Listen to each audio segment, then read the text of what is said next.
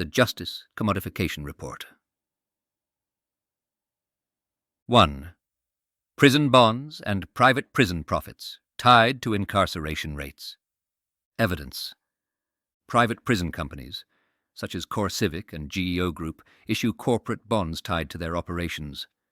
These bonds rely on maintaining or increasing incarceration rates to ensure profitability.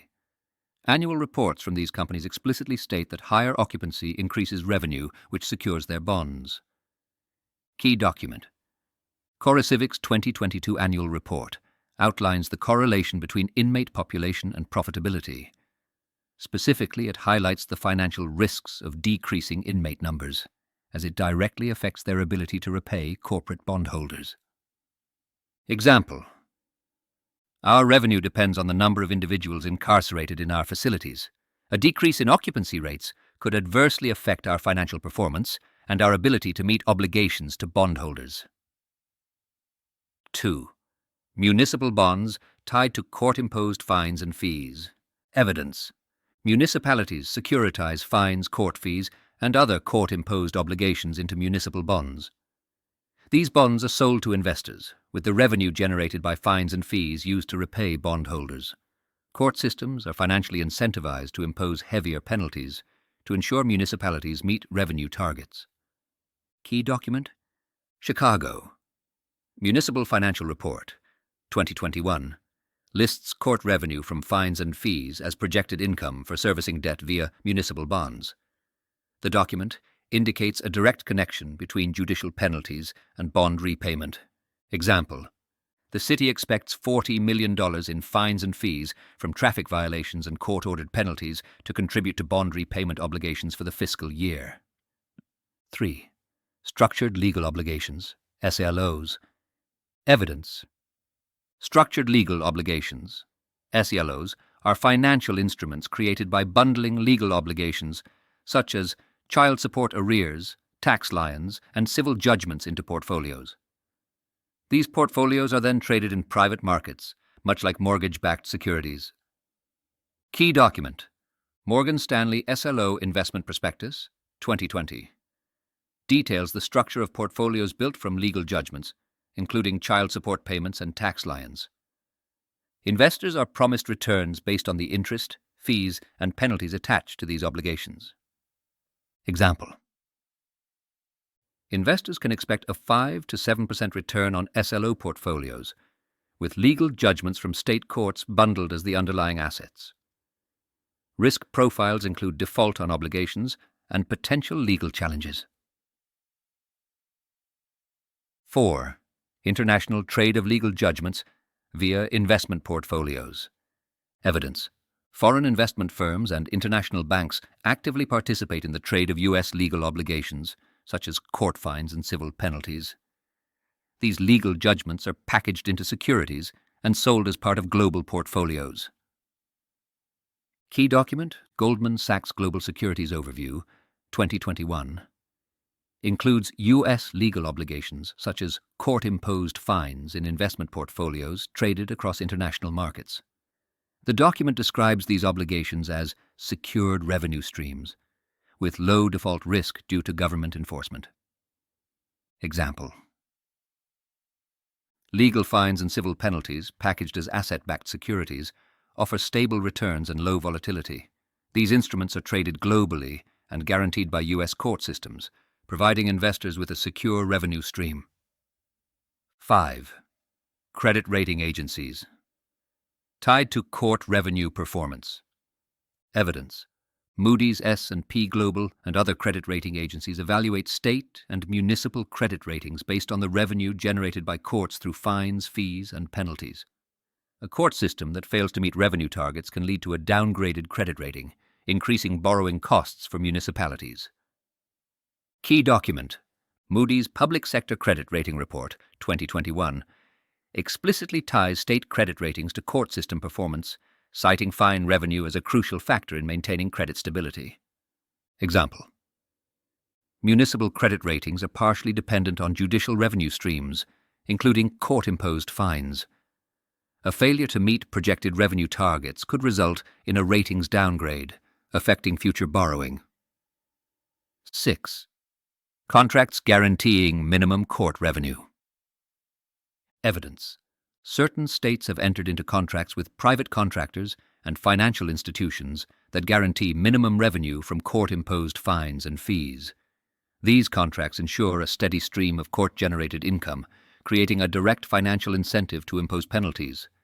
Key document: Louisiana State Department of Corrections contract with SecureTech, 2018, reveals that the state contracted with a private firm to guarantee a minimum amount of revenue from court-imposed penalties with shortfalls covered by state funds.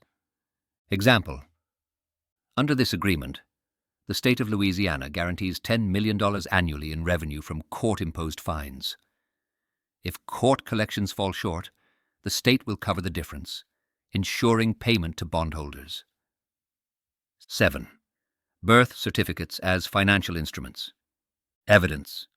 Birth certificates are used as part of a larger financial system in which they are indirectly linked to treasury accounts. While not directly commoditized as bonds, birth certificates establish a system that calculates future tax revenue, forming part of the collateral for national debt. Key document: U.S. Treasury Report on Social Security Trust Fund, 2021, explains how Social Security numbers linked to birth certificates are used to calculate future tax revenue contributions, which are factored into national debt calculations. Example: the Social Security Trust Fund, which is tied to the issuance of Social Security numbers upon birth, calculates the future tax obligations of citizens as part of the government's overall financial strategy. 8. Court systems' dependence on fines for budgetary stability. Evidence. Many state and local court systems rely heavily on fines and fees to fund their operations. Without these revenue streams, court budgets would face significant shortfalls, leading to increased financial instability. Key document: California Judicial Council Financial Report, 2020, highlights how over 60% of local court revenue comes from fines and fees, with a significant portion of the state court budget tied to these funds. Example: fines and fees contribute a substantial portion of court revenue. A decrease in imposed penalties would lead to budgetary shortfalls, affecting the court's ability to meet operational costs. 9. Use of Social Security as collateral for government debt. Evidence. The Social Security system is used as a source of collateral for government borrowing, with future payments into the system factored into debt repayment strategies. Key document: Congressional Budget Office, CBO, Long-Term Budget Outlook, 2021, outlines how future Social Security payments are factored into the government's borrowing strategy and national debt management. Example: Social Security payments, tied to the future earnings of U.S. citizens, represent a long-term revenue stream that the federal government uses as part of its debt management strategy. 10. Profit motive in court sentencing. Evidence. Certain jurisdictions have been shown to use court sentencing as a means to maximize revenue. Judges are often encouraged, consciously or unconsciously, to impose higher fines, fees, and penalties, creating a system where justice is influenced by financial motives. Key document: Ferguson, Missouri DOJ Report, 2015, reveals that court officials were under pressure to generate revenue from fines, with judges encouraged to impose penalties that contributed to the city's budget. Example: emails between court officials and city administrators show a focus on increasing fine collections to support municipal revenue, with recommendations to impose higher penalties to meet budget goals. Conclusion. The above-listed evidence clearly demonstrates the deep and complex entanglement between the legal system and financial markets. From the securitization of court-imposed fines to international investment in legal judgments, it is evident that the justice system has been commercialized in ways that directly affect how courts operate and make decisions. The commodification of legal penalties, coupled with external financial pressures, poses a serious threat to the fairness and integrity of judicial proceedings. Immediate transparency and reform are required to address these issues.